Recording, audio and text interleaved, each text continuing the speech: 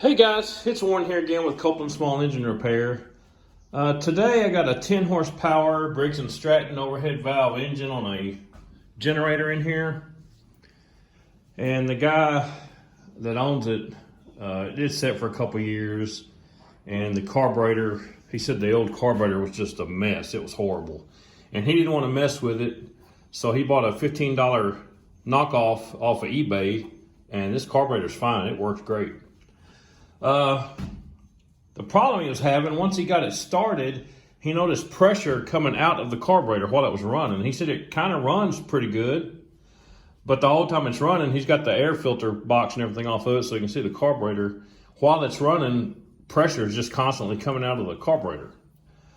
He couldn't figure out what was going on, so he brought it to me, and the first thing I did was pull the valve cover off of it and check the valve movement. And the problem is the exhaust lobe on the cam is wore out. So the exhaust valve is not opening far enough.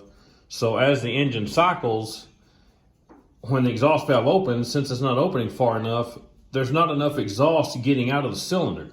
So it closes, and then when the intake valve opens, some of that pressure that didn't go out the exhaust is coming back out the intake, which is kind of odd because you wonder, well, if I got pressure coming back out the intake and out of the carburetor, how is enough air fuel mixture getting into the cylinder to make it keep running? Which is odd, but you know, it's just the way the thing works. And I've got the valve set. You know, first thing I did was set the valves to spec.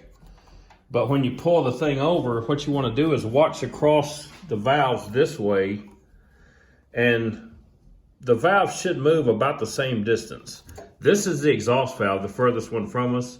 This is the intake valve. And they should move about the same distance when you pull the engine over. I'm going to try to do this and hold the camera at the same time. But if you watch these valves, you'll see they're right there, the rocker arms.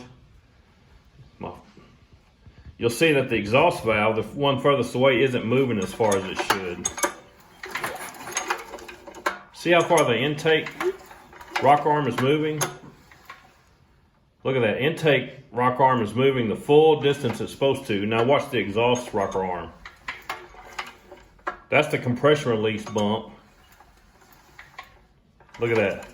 It's barely moving further than it does when the compression release works.